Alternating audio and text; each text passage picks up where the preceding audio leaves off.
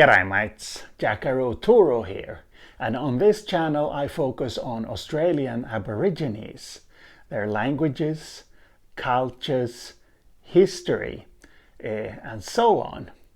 And this video is part of a series about subgroups of the big nominal word class that we find in Pama-Nyungan languages in Australia. And I thought that I should tackle common nouns and demonstratives now. This is by far the biggest subgroup because here we find both count nouns, those that are counted directly, so 1 tree, 2 trees, 3 trees, 1 dog, 2 dogs, 3 dogs, and so on. And we find mass nouns here, those that are not counted directly, like water, for example. I would think that you don't usually count 1 water, 2 waters, 3 waters. Rather, you have to specify what you are talking about. It could be 1 body of water, 2 bodies of water, 1 glass of water, 1 bottle of water, 2 bottles, and so on. So, why haven't I tackled this subgroup earlier? Well, common nouns and demonstratives have the same case marking potential. They take the same cases. They take ergative case when they function as the subject of a transitive clause. They are left unmarked for case when they function as the direct object of the same type of clause, a transitive clause or a detransitive one, and that is called the ergative case. They take dative case marking when they are indirect objects. But this type of case marking has already been covered in earlier videos. And so I thought to myself, what can I talk about when I bring up common nouns and demonstratives? And I realized I could talk about number marking and affix order, that is the order between the case marker and the number marker. First, a quick note on demonstratives. All these examples come from the Ngarla language of the Pilbara region of Western Australia, which I have studied. And in Ngarla, like in many other Australian Aboriginal languages, we find 3 demonstratives that mark distance from the speaker. So nyai is something that is here. Palakani is something that is mid-distant. And munyi is something that is far away. Yes, so common nouns and demonstratives take the same cases. Dual is marked with common nouns and demonstratives with the suffix or ending jara. So dual, 2 of something. And we have dual down here. I will come to that. Plural is marked by a number of suffixes, endings, which is common in languages around the world. Even in English, there are a number of different ways to form plural. Although plural marking with s has been generalized to most nouns in English, there are still a number of other strategies that exist.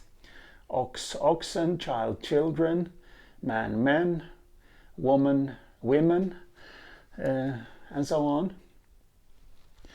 Yes, but among these, this one, mada, seems to be most versatile in that it occurs with the largest number of nouns and demonstratives.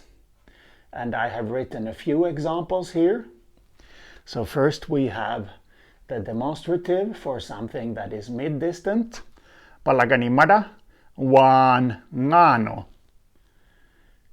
This is in fact an order, an imperative clause, and this is the direct object. So give in the imperative form. Palaganimada, those ones. Ngano, to me. I did say ngano first, didn't I? Yeah, it's supposed to be ngano with a short vowel. Anyway, moving on to dogs. Yogoromada, yanangayambia. This is one of two irregular verbs in Ngarla. This one is terribly irregular. This is the present tense form. Here is the past tense form.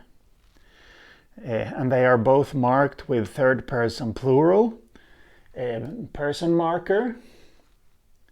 So this means, according to my consultant, that several dogs are going.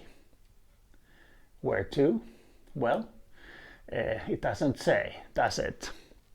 This here is an epenthetic element that comes in because yanya, yan, and ya cannot occur next to each other on the verb.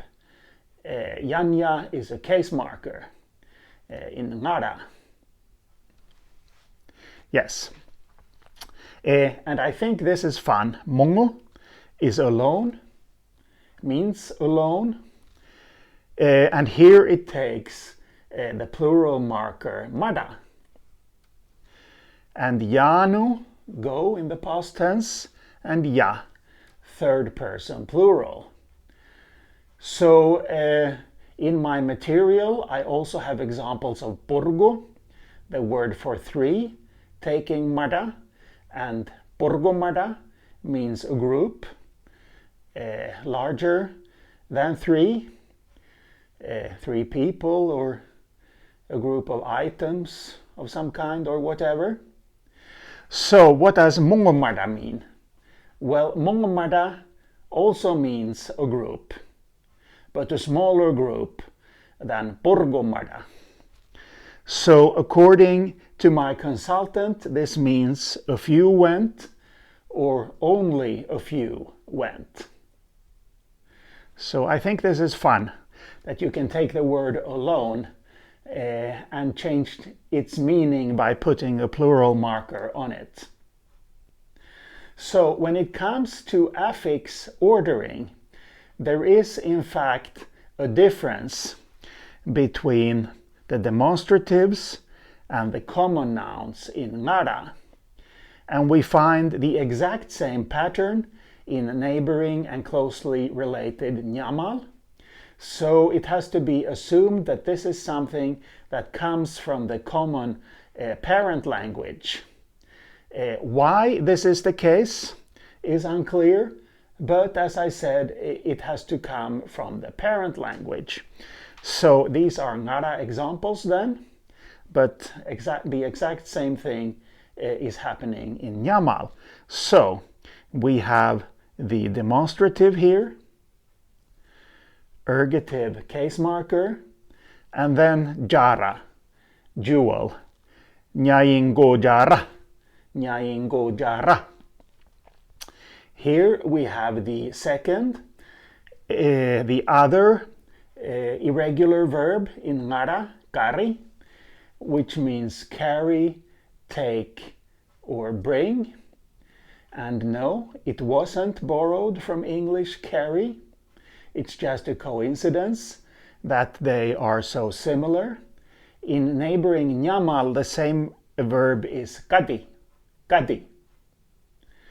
Yes, and we find verbs for carry, take, bring that are similar in other languages of the area as well. So this is a native verb, and it's just happenstance that the version found in Ngarla is so similar to English.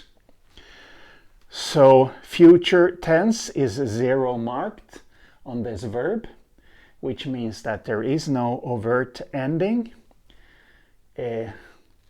Yes, that's what this means, 0. But we have third person dual marking here. Pula. Third person dual. Karipula yogoro wiano. So this means that these two are taking the dog hunting. Yes. Okay, so demonstrative, case marker, number marker. Here with a common noun, Julia, child, we have common noun, number marker, case marker. In that order. Julia karangolo. Nganana. Nganana is a pronoun, but in fact these two constitute a noun phrase together here. Together they mean us kids or we kids. So us kids, Pilbara, Karamainda, Kimbolio. Pilbara, unsuccessfully. This is a complex verb that means to grab hold of, things like that. We have usative marking, which is past tense combined with habitual aspect. And Jimbolio, little grebe. So this means that we kids tried unsuccessfully to grab grebes. What does this mean? It means that we tried to catch grebes but failed. Yes, so that's a little bit about common nouns and demonstratives. This will be all for today, I think. But as you know, I will be back. And if you've made it this far, why not like and share this video? That helps to grow the channel. And see you later.